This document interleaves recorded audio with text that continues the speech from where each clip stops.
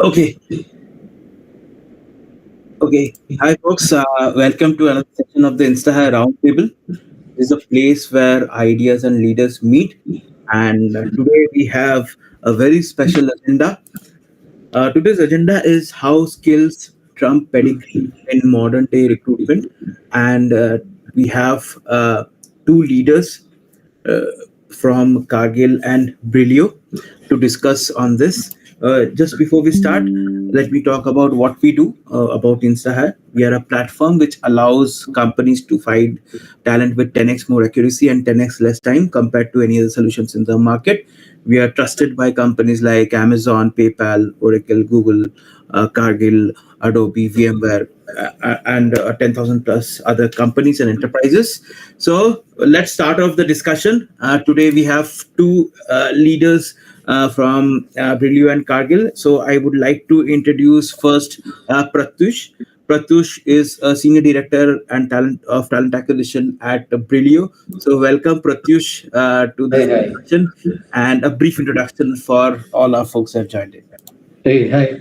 So I'm Pratyush. I come across with almost 23 years of talent acquisition experience. Started my career with HCL and then I worked with HCL Pero for a pretty long time. And then after that, I worked briefly with Capgemini, Tech Mahindra, and after Tech Mahindra, I worked with product organization like BMC Software. I Okay. was assisting Deutsche Bank for some time for hiring practices. And now with Brillio. So that is Okay. a brief that I can talk about my journey.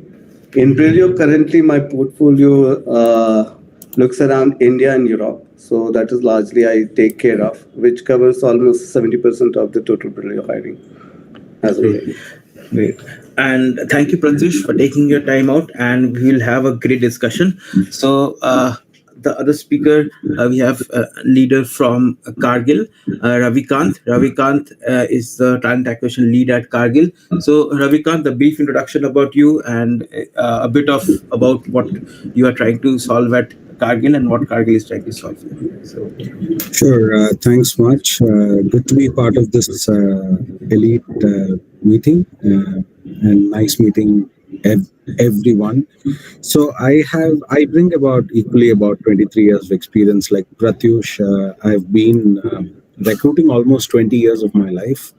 I've been on the consulting side, recruiting for top-notch firms, and the last 10, 15 years, I've also worked with corporates. Cargill, of course, in India, people may know globally we are a 150-year-old company, largely food and agri major in the world. In India, we have a shared service center as well as our food business and animal health and nutrition business. So I lead TA for all the entities, what we call as South Asia as a region. And it's been a 7-year journey. We have grown, the shared service center especially has grown from, I think, what was 500 people about 5 years ago to about 3,500 right now. We continue to hire talent across major functions like finance, technology, supply chain and procurement, logistics, and of course, we also have about 12 manufacturing plants in India where we hire for them, and of course, a huge commercial sales team, supply chain teams as well. So great. we are in the mode of expansion and we continue to grow. Yeah. Great. Welcome, Ravikant. Welcome, Pratyush. So let's start off with a personal question. So I'll start off with Ravi, and then we'll move to Pratyush, and we will juggle along. So, Ravi, could you briefly walk us through your journey from school to your current roles in talent acquisition? Perhaps a bit about your hometown, your childhood, or your memory, any memorable experience throughout your formative years? Yeah, absolutely. I think I'm basically born and brought up in Hyderabad. I've come to Okay. Bangalore 25 years ago to do my engineering. So they'll say Hyderabadi as they say, but now I'm more a Bangalorean as well. I've not gone to Hyderabad for many years. Only when friends come, I get back there. But Okay. so Hyderabad, rich culture, good food, Mm. and lots of great friends. And I studied at Bharati Vidya Bhavan. Okay. And I did my 11th and 12th at a college. Not so, I was not a topper, whopper, and all that, but I was above average for sure. Most memorable moment, of course, my 5 6 friends that I had from my childhood. Of course, we continue to be friends even after 25 30 years. But I think academically, I think when I got CET rank in Karnataka, I think that is one I got maybe in the top 1000 ish, something like that. So that was one very memorable experience for me because I knew I wasn't cut out for the IITs back then. So this became very critical for me, and I was happy to get into a good college and all that. So Hyderabad, the flavor is all about. It's a very great place. I'm not able to put it in words, but I think it's a it's a culture. It's a celebration all the time. Okay. If you're from that Great. place, yeah. Great. Ravi's great memories from your Hyderabad days.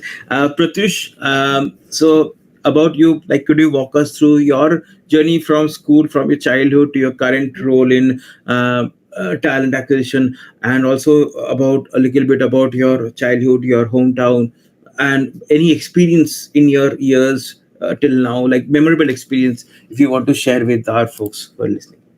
Okay, so I come from a place called Gaya in Bihar, and it's a historical place, one of the oldest cities of the country, and definitely it has its own rich culture. And in fact, from the religious side of it, it has got a lot of importance. So, like Mm. Nalanda being very close to us, Mm. Pavapuri very close to us, Bodh Gaya is one of the key place for Buddha. And again, from Hinduism, per se, it has its own importance. So I studied in a school called Nazat Academy, and that is Okay. nothing. Name of Don Bosco in that particular area. They call it as Nazat Academy. It has been a historical name, but it's actually Don Bosco. And I studied, I did my 10th, 12th from there. I was always a medical aspirant, so I did my graduation in zoology and I honorsed in zoology. I come from a medical family altogether, so I always wanted to be a doctor. Somehow couldn't get into a good medical college. I pursued UPSC for some time. So I cleared prelims, I cleared mains, but I couldn't graduate here. And that is when my journey with interviews started. I think it's the way where, so I was in Delhi and I and they offered me job in HCL, which is of a recruiter, and that's how my recruitment journey started. And this all started because I couldn't clear one of the interviews in APSC. So again, and that is where I think my entire story of recruitment started. I became a part of the CLSL Pero group, and then from there till now, it's always been recruitment, defining the evaluation strategies at different level, defining the interview strategies at different level. So that's how. Okay. Okay. Pratyush, one small question. The second question. So, would you like to discuss any life-changing personal or professional incident that has significantly influenced your approach towards recruitment, your approach towards people success? Then I will come to Ravi on this one. So there are multiple phases. If you look at legacy recruitment practices altogether, it was always degree driven. And the science behind we were looking at pedigrees was we were looking forward for people who were more logical, and people who can communicate and express themselves well. And now we have multi opportunities in the market. You know, if you look at IT market way back then, there were few NASCOM top line players who were looking forward for resources. And the idea for the recruitment team, it was very important to channelize the search by looking into people who are coming from good education background. Again, skill was still the funda. We were looking forward for logic. We were looking forward for intelligence. We were looking forward for solutioning. What organization then believed that people who are coming with good pedigree, they have done enough, they have gone through enough tests, I would say, during their career. If somebody has cleared IT, definitely his logical thinking and other things have already been tested. So you get something which is a tested market. You are going into, so it was a way of narrowing your search and looking into the tool which is more relevant to you. Uh, but when I was working with Perot, it was mostly SL Perot. When it was mostly, I would say, application development kind of an application service kind of environment. In 2003, GIS entered into the world, and for your information, I think there were only 3 to 4 large players, and Pero was one of them. So Pero was the first company in India, first company after CSC in India who brought global infrastructure services. You know, Okay. when you look at global infrastructure services, you're just not talking about people coming with application development, software development, and software engineering. Here you are looking forward for people who are more of an administrator, reporting, those kind of people, who will be engineers, system administrator, network support providers. So when you start looking into support, the pedigree change more towards the skill, where you're just looking at skill-based certifications. You are looking forward for people who can support you at night, and you are looking forward for people with excellent communication, because when you are looking at a global market, you are looking forward for people who can speak and communicate themselves well, and your customers are basically US or UK based. So looking at that paradigm, therein no degrees, nothing was taken into consideration. It is just like typically skill that matches your requirement, and it is more like a purpose-driven hiring than the degree-driven hiring that I could see. Okay. So that was one side. Earlier, with my legacy thought, 5 years working, my viewpoint around talent was somebody coming from a good institution. So, Okay. that was one shift that I see. Okay. Ravi, so what about you? So, is there any life-changing personal or professional incident that has significantly influenced your approach towards people success or recruitment or HR as a whole? Yeah, I think recruiting. So I have a famous, quote. That I keep telling people. Right, nobody comes out of the college and says, "I want to be a recruiter in life." Correct. I think everybody, it just happens by chance, right?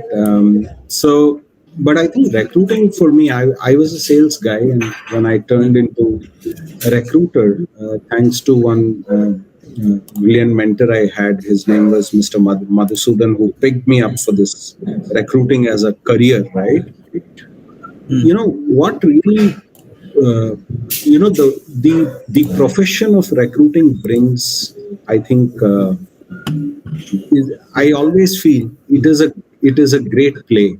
It's a great, and recruiter is really a powerful position in an organization, in a society as a whole, right? Because I think one thing that really changed me while I was recruiting was, I think it taught me to be extremely transparent and honest, because we are building careers for candidates or for people at large. Secondly, for the organization, you should work with a similar commitment that you're bringing the right talent for them. Right doesn't necessarily mean best, right? Right depends on many parameters as a whole. So I think honestly approaching, pitching the role or showing becoming a career counselor. eh, there were many moments like that when I was working, which also gave me a little fillip into how do we approach recruiting with greatest amount of sincerity and transparency. And at the same time, it also gave me that a recruiting position needs to be valued a lot more, and it's a very, very pivotal role in an organization. So I think professionally, yes, right, when you make candidates join for lesser compensation that they are, Hmm. or you give them the right inputs about career as to why this role makes a defining change for them, I think those are my high points, which always taught me to be very transparent and honest, and be very objective in recruiting. Right? I think those are the skills we carry as a recruiter all the time. Okay. So Ravi, your background as from sales, did it help you to pitch a candidate better with the like why you should join, or in like in the last few months and in the last few years, so to say, that there has been a huge war for talent, like multiple offers, uh, like there has been incidents where candidates have been juggling offers. So did that help you a little bit on that front? To Yeah, I mean, right from childhood, I always wanted to be a sales guy. Actually, I never dreamt of being a techie or a coder or anything. But recruitment also brought that zing, right? Recruiting has a very different zing.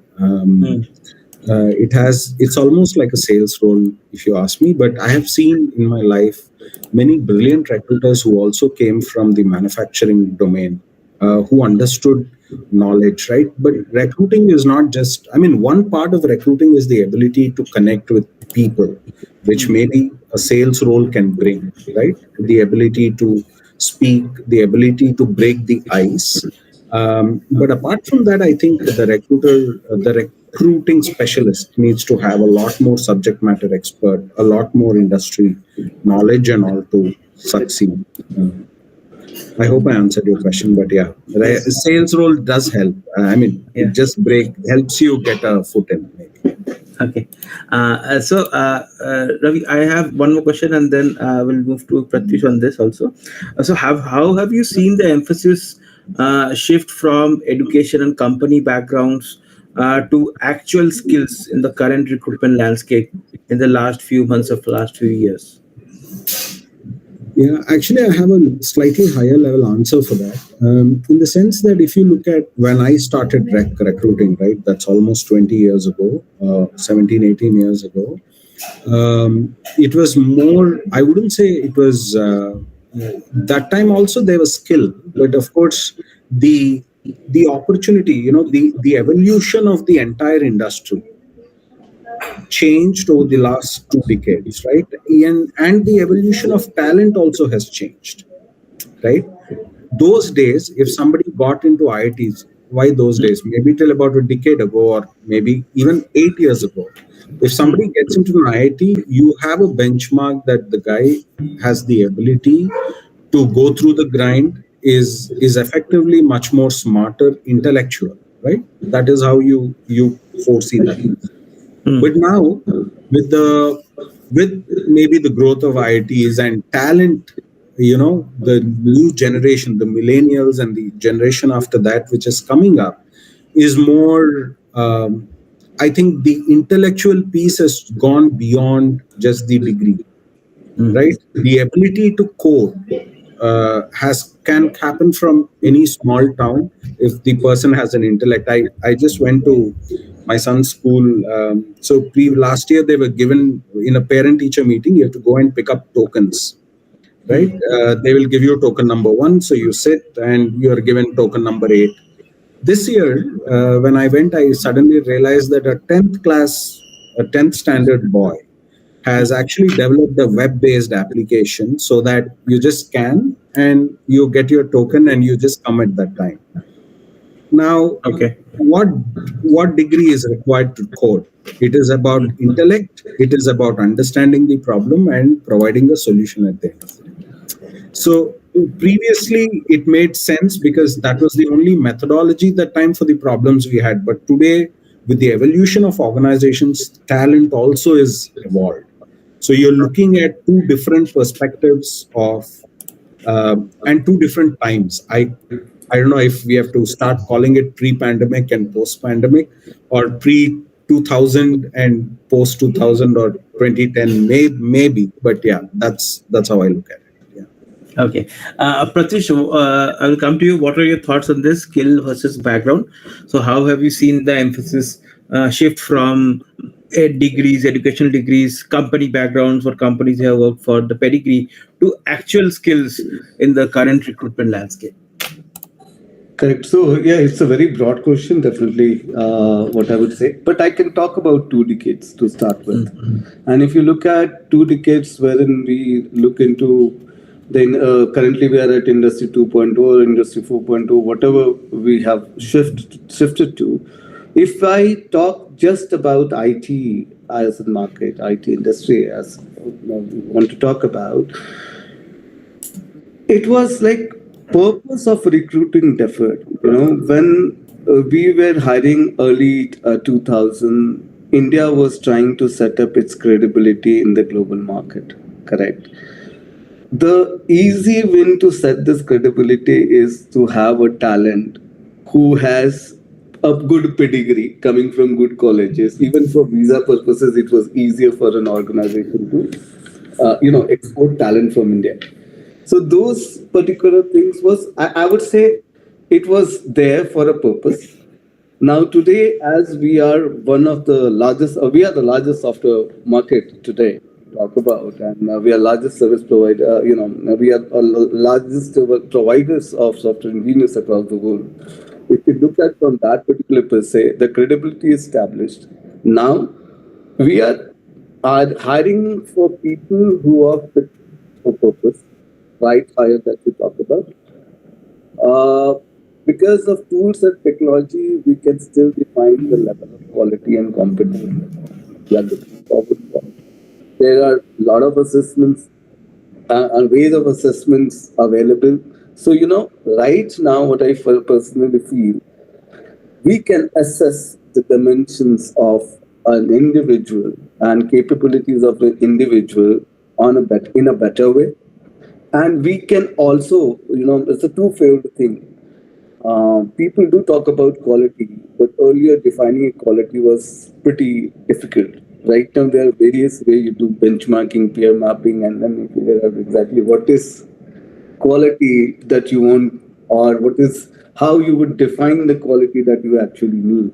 Because if you can't define a quality, it just remains a perception. That's what I always say.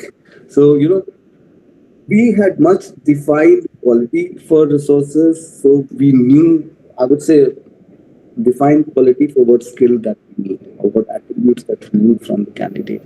And then significantly, you can also reach out to a broader audience basis, a lot of tools that are available, search tools are available, and you get the talent. And that's where I would say we are right now today more purpose-driven, focused. And when it comes in IT, the right question would be, if you look at what is the right hire for you, some people will say, if my hiring manager is satisfied, I have gotten the right talent. But again, the other way of looking at it, if the talent is giving you the right outcome in terms of business, he is bringing revenue for you. That is today's definition of right talent. So from whichever pedigree he comes in, from whichever skills background he comes in, for a service SI or industry, if he's making revenue, that's fine. Or for the product organization, if he's bringing a new innovation solution.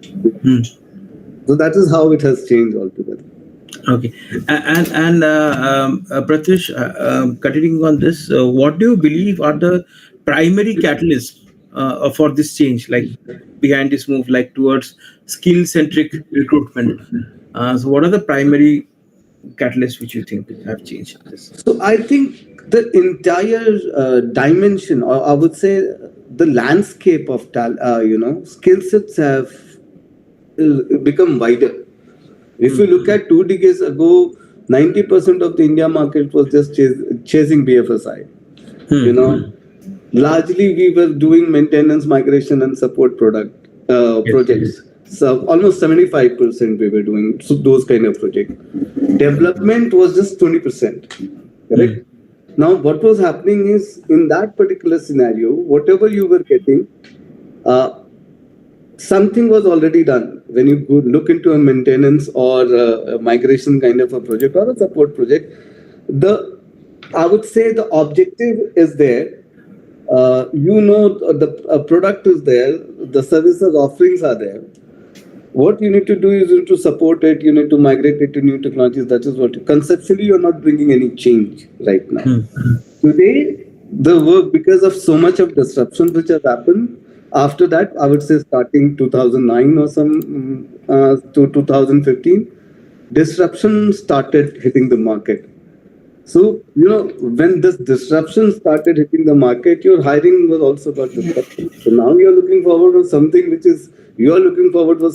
can innovate, something which can bring in new ideas for you, something which is,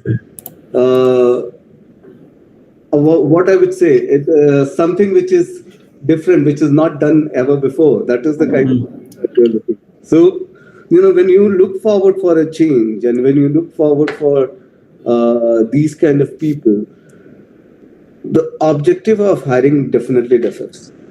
The lenses through which you are looking at people, the focus that you want to bring on, those areas, and it is definitely for a hiring team, it's a far more challenge to assess who is the best. Like it is like figuring out classes from the masses. So from the skill sets, and so much of a talent available, So skill is now definitely making a count over pedigree. That I agree. Okay.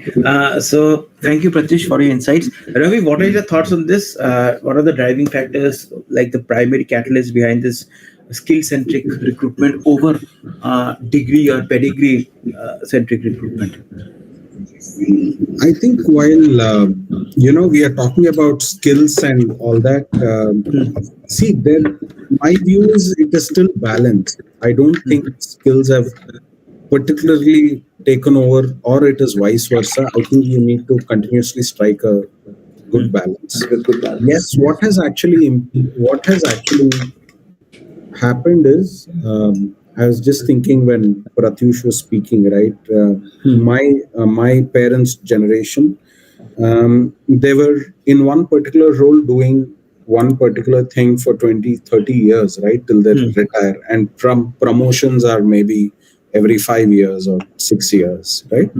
Or even more, right? In a government versus private as well. And those days, manufacturing had a greater, light. Manufacturing was, roles were higher, right?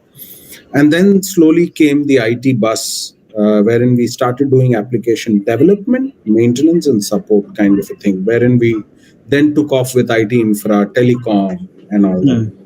But today, if you look at it, the skill is very different, right? Today, we are actually leading the way versus playing a back end role. So when you start leading the way, you require skills that are more customer centric. You require skills of storytelling. You require skills of data analysis, and it's primarily more intellect driven. Keeping in mind that for operations there is a high, right? There is a baseline. Keeping operations as something we continue to do. So gradually, like in my previous example, I was saying, as generations evolved, we also have started becoming better storytellers, and it's all driven by the evolution of the whole industry together. So I wouldn't say skills are maybe trumping the traditional or the bar of coming from a particular institution or whatever, but I think it's a very healthy combo. But yes, skills today I feel are slightly more higher than education. Okay. Ravi, continuing with you, and then we'll go to Pratyush on the next question. Benefits and challenges. Let's talk about the benefits and challenges. So, what advantage do you think that skill focus approach offer, and any challenges do you see while implementing this kind of approach? A skill first, or like a little bit more advantage for skill versus pedigree? No, in this, the recruiter has to play a very pivotal role about the hiring strategy, right? I mean, skill and like I said, it depends on the role first of all. What is the role we are looking at, right? If you're looking at a sales as a role, maybe skill takes over. Maybe if you're looking at a manufactured chemical engineering based role, the subject matter expertise in that domain takes over. So it typically depends on that. But today in this world that we are in, what is becoming, like I spoke about being customer centric, right? The ability to connect with the customer and explain your work is becoming all the more important, which is a skill. So the skill that needs to be developed is about presenting your work or what you are capable of doing in a manner that is capturing for the other person to know you better, or to understand that you bring that intellect. That is a greater skill that one needs to bring, right? The ability to storytell, the ability to look at data, the ability to get insights, and the ability to converse is a greater skill that one needs to bring. Even if you're a coder today, if you are not able to ask the right questions to develop the product which has greater UI, greater UX, we all like Uber because of its UI UX, right? The ability, the ease of thing.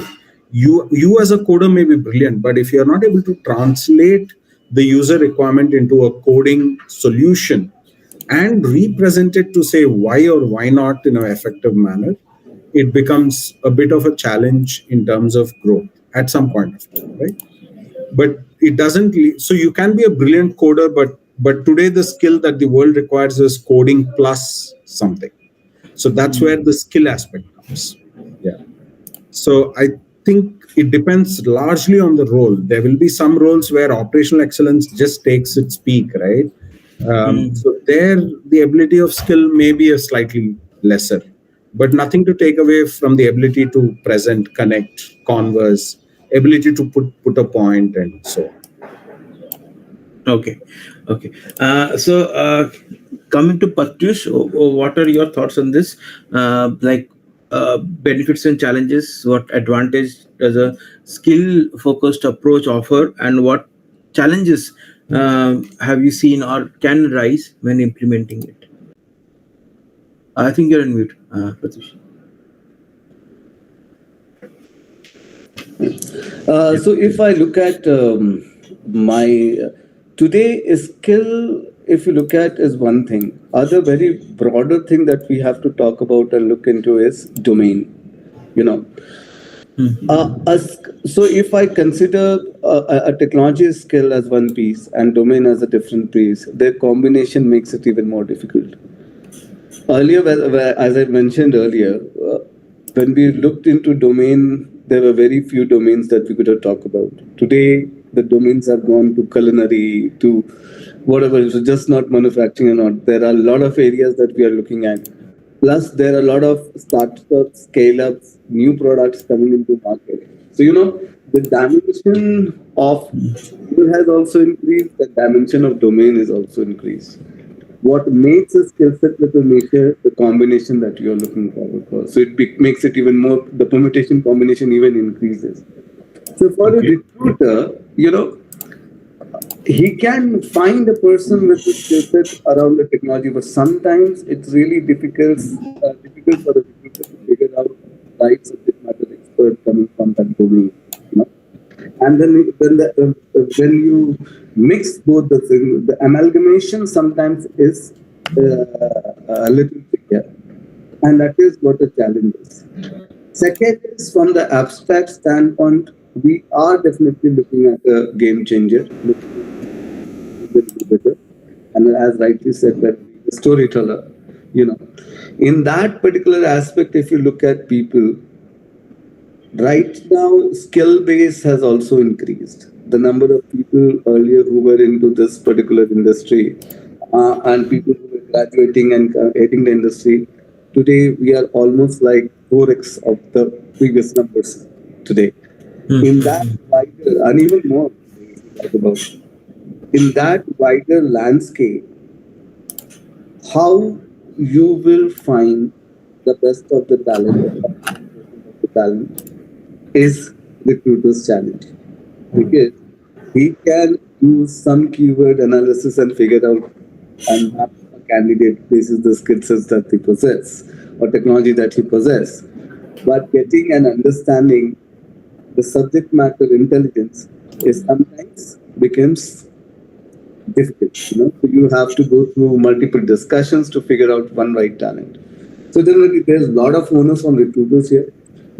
Obviously, though we have got a lot of tools to support, at the end of the day, the psyche of human resource lies in human connect, and that connect, if recruiter is not making, he might lose talent. And sometimes you can go, the talent market can be so small that when you reach to this talent, then you cannot, I would say, engage with them properly. Then it becomes a wider challenge. I think most of the industry is suffering. So, for recruiters now, definitely there is challenge in terms of setting and figuring out the best of the talent.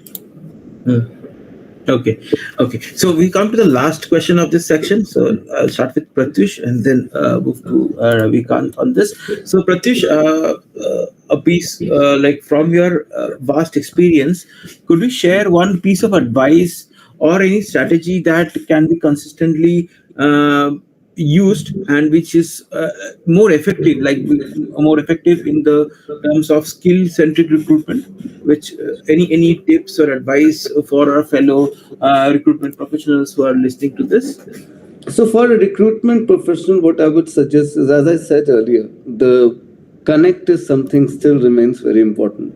And when we are digitizing, automating, and AI is entering in most of the areas in recruitment today, somewhere down the line, we rely more on technology than actually connecting with people, right? So at the end, what I would suggest is you have to define a perfect balance between the technology that you use for hiring and then personally how much you are connected with that.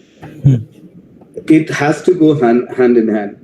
And, uh, you know, every talent in the market is a case study for a recruiter.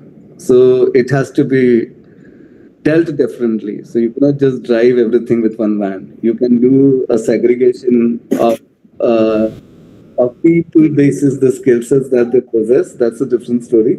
But when you are interacting with this, when you are taking this talent ahead, you have to set up that communication, interaction, and understanding so that this individual trusts. Everything is basis the trust that you create, the camaraderie around your organization that you create within people. And if you can't do that, technology will not help you. Okay. So Ravi, your thoughts on this? Any golden advice from your vast experience? Could you share one piece of advice or strategy that consistently proves effective in this kind of skill-centric recruitment? Yeah, I mean, I think I always somehow trust. Of course, there are tools like Pratyush spoke about tools that assesses skills and all that. I think one thing when Pratyush was also speaking, and for my last question, I was actually thinking, what is one more beyond skill, right? I think traditional methodologies versus skill is one, but today what is also becoming important is the mindset that we are carrying, that the individual carries as well. For me, I would still rely on, while assessments and all do happen and it brings the best out of the skill, like you always have this hackathons and AI based online assessments and all that. The recruiter capability screening or assessments still form to be very pivotal for educating, the talent that is coming in, right? So you can put a bar, right? Obviously, one thing is why organization put such bar of maybe a percentage when you go to a campus, or a B when you hire, is also to screen out some applicants as well, right? Because I think in India we all know that recruit firms get about tons of applications for most roles, but it's the ability to ensure there is some filtration. But one of the key things is also mindset. So along with skills, you should have the right mindset, a growth mindset, as we call about. Let's say if you're looking at leadership, people are talking about leadership these days. So what are the attributes you display primarily that are required for the company to move far forward becomes the soul of what we do in assessments. But having said that, I think AI-based assessments in skill-centric recruiting, as well as some kind of case study analysis, is very very clearly coming out as tools for us to hire the best. Okay. Okay. So we move on to the next section, which is the audience questions. So I have one audience question right now from Zaki Sheikh. So anybody can answer that. How does the recruitment industry look at the next coming years, since the evolution and the involvement of AI in our everyday field? Is that going to dent the roles of recruiters to hunt the profile? So that is Zaki Sheikh asking. So anybody can answer. Okay. So, hi Zaki. So, definitely, I would like to address this. Uh, so, if we look at the entire transition of recruitment, there has been a lot of transformation which is going on. Definitely, my personal assumption is we the recruitment will go more optimized today, because right now, when we move from recruitment to talent acquisition today, we have also started talking about talent engagement and talent experience. Now when we talk about talent engagement and experience, so there are a lot of buzzwords which has come in later years. Every organization has reacted differently to in adoption of those particular buzzwords. Basically, social media management, digital marketing, recruiting marketing, whatever you talk about. I would say, going further, all this social media marketing, or whatever you are doing, it will be more targeted, more defined to a target audience. That is going to happen. And second very important thing is, we talk about data, and definitely there are a lot of tools which have come again. And in fact, the tool sets are a little wider. I would say that we will see furthermore integrated one-stop shop for technologies for many.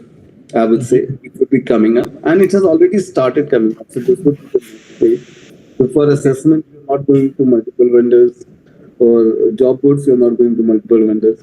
I think there will be one-stop shop which will be coming for. If not, then this is something where my augmented need. Today I will talk about it. So this will change. More than that, I think role of recruiters are really, more important, and it have its own importance, because when you innovate, it's just not simple mathematics that you put into any kind of technology. It is more the abstract experiences and case study that you can think of a tool or a technology. I think here recruiters get even more important. They have to make right advice and right decisions for their candidates. This is something that I would say is definitely one of the Okay. Ravi, anything on this? You want to say evaluation of AI denting the recruiter in like to hunt profiles? Role of recruiters reduced? Anything on this? Yeah, I think it is a very productive tool to help the recruiters. Of course, we should know how to use it more effectively. Like I keep saying, AI doesn't take away one role that we can be rest assured is a recruiter role for sure. Yes, pipelining can be faster. Yes, screening keywords can be faster. But the domain expertise of a recruiter to, like I spoke about assessments, right? That is something that you can't, you need a human mind for it. A human mind which actually converses rather than asks objective questions. So we all use screening questionnaires, right? Do you have 5 years of experience? Now, a recruiter can know with 4.5 years of experience, this guy can crack only if he speaks. So AI can bring you 5 years. If it is 4.9, it may not be bringing a CV, right? So, or maybe on a skill or a tool, right? The ability to connect that a manufacturing, somebody who's doing a role in sales can actually do a role of pre-sales by learning an IT skill is something, perhaps, I don't know still if AI is able to predict that or whether we are so advanced, but I feel that there are more screening tools right now. And today I feel they are absolutely going to help the recruiter to move faster, to be better Okay. in what they do. Okay, great. So I think Zaki got a very detailed answer from both of you. And the next question I have is on transition strategies. So for companies who are still emphasizing on traditional qualifications, how can they transition from that towards a more skill-centric approach of recruitment? So this is the second question which we have got. The question was asked by Vikrant Huda. So anyone can answer this question. Over to you guys. Pratyush, you want to go first? Okay, I go first. I think if we have to take into this. So there is always reality versus myth kind of a comparison. If somebody has to do it, I am. I'm not saying that you have to just change from traditional to the new skill-based space of recruiting. If it is the purpose of the organization requires that, and if you have understood that this is the need for the hour, then you have to go ahead and do some data driven decision making here. Present the right data in terms that how, when you look forward for a talent from a different pool rather than high pedigree organizations or high pedigree institutions, how they are faring well.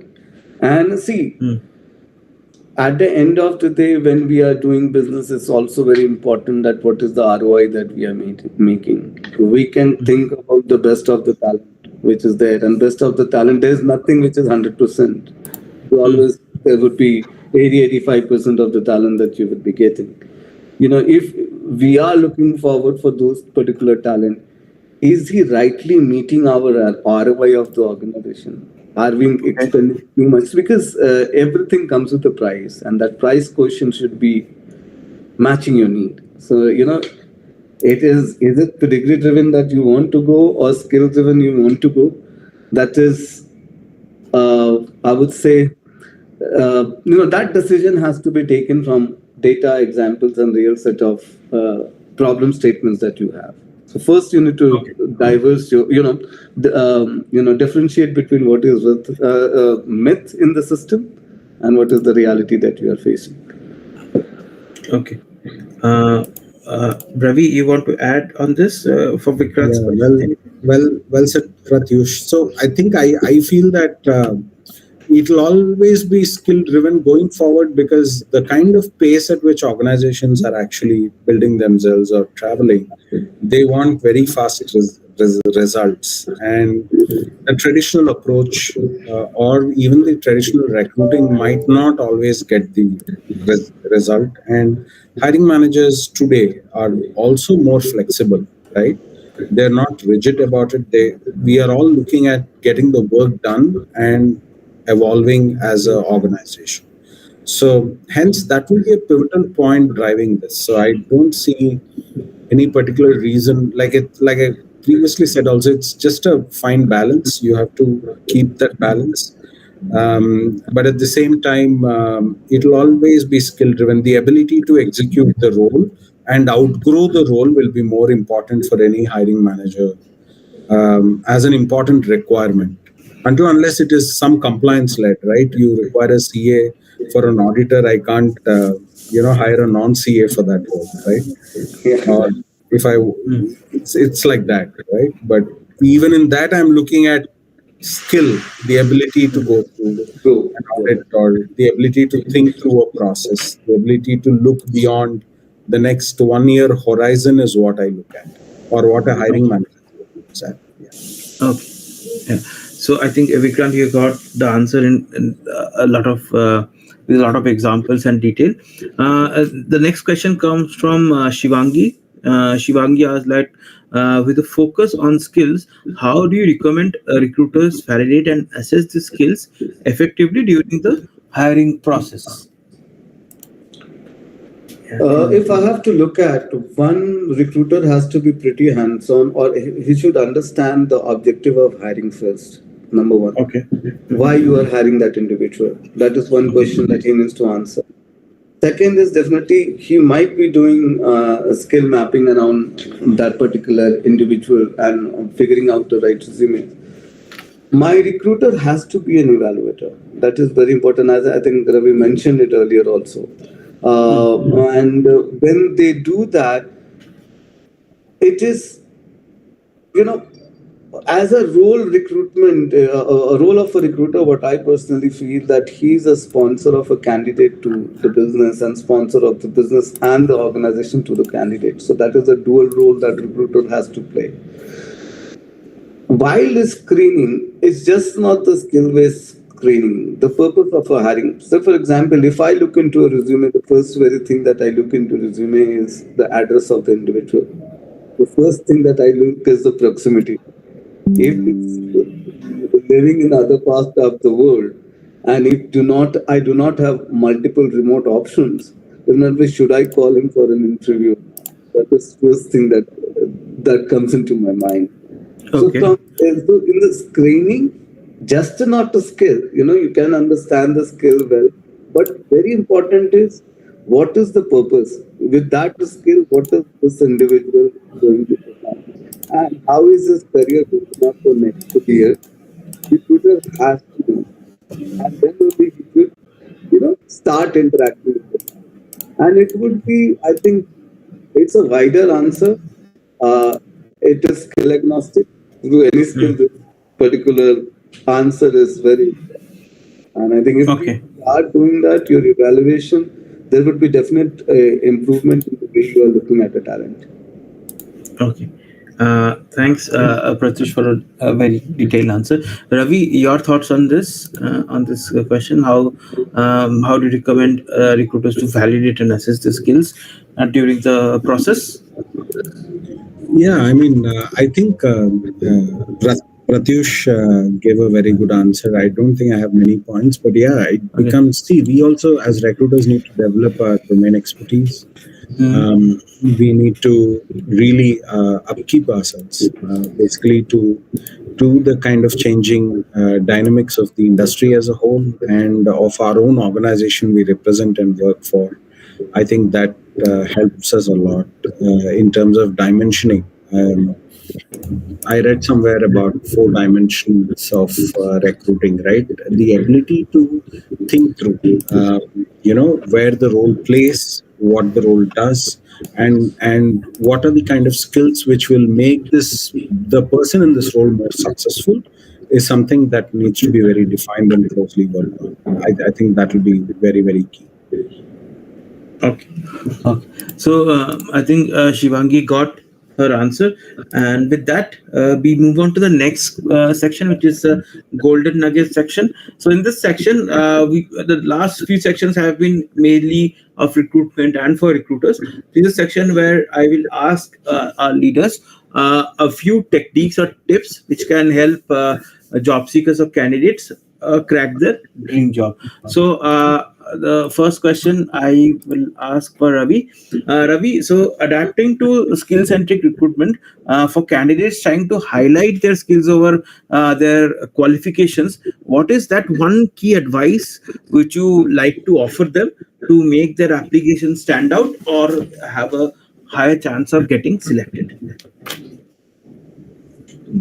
Yeah, it's a little tricky one. Actually, I I don't have a very I don't think I have a right answer or a wrong answer. I think one thing I'm very, very sure of is um, I keep seeing that a lot of candidates use services to write resume and all that. And I also see that they highlight first things first. I think we should understand that any recruiter is just got 5 seconds to see your resume. I don't think there are many recruiters who spend more than that because they have hundreds to cover, right? But more importantly, a resume is an honest impression of your own self. So it is as if, if it should reflect what you do. So do not make it from your heart in the sense that show the impact that you are making in your role in your resume for sure. Write about the skills that you carry, but more importantly, showcase the impact. Do not copy paste the JD or usually, right? I see this objective. Every resume has got this objective question. And if you see objectives, I did that in my engineering days, right? You just copy paste from a friend and put it. But even today, that objective continues. It has never changed. And that objective has constantly been to do something good for the organization or reach highest role. Or there are 2, 3 varieties of objectives like that. There is nothing new in it. But really, what is your objective in applying for this role? What is your objective as a professional should come out very clearly. So, like I say, it is a mirror of you. So, write your skills in such a way that it meets the requirement of the role. Number one, read through the JD, and you will need to customize. I also see people sending the same kind of resume. Yes, the recruiter searches through keywords most of the times. So please put in the right keywords that you want. But more importantly, when somebody is seeing your CV, they have just 5 seconds to make a decision whether to call you for an interview or not. Okay. So that's all is the time you have to impress somebody. Pratyush, your golden nuggets. So, Pratyush, in this evolving recruitment landscape, how would you advise job seekers or professionals to continuously showcase and enhance their skills to remain attractive? So, any tips on how can they enhance and showcase their skills to remain attractive to potential employers? Enhance would be a little varied question, I would say. I would take it later. The first thing is like how to showcase impact. And thank you, Ravi. You have covered the first part very well, the first particular portion.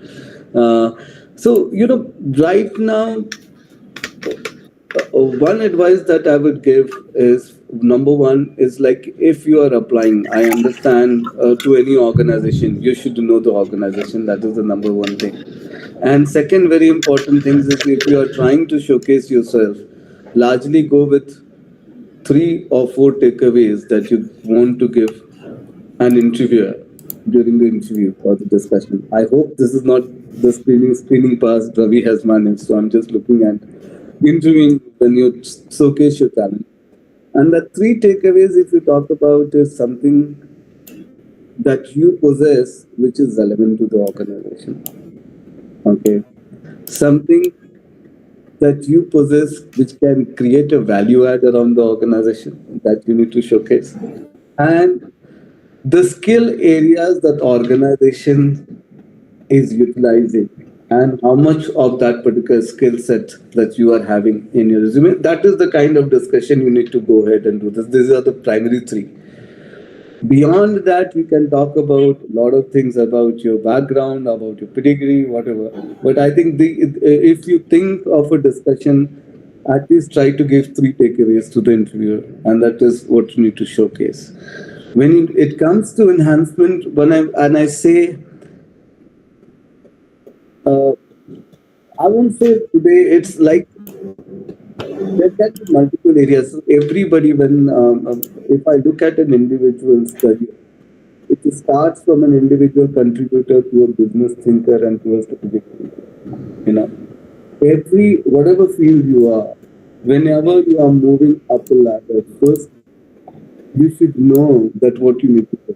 For example, if I'm an assistant manager, I should know what it means to become a manager and what the skills I need to possess to become a manager. You have to do that readiness even before. I think we have overshot the time. That's no problem. So we have a last few questions. So maybe we can go for the rapid fire round, which is a very small round. And who wants to go first?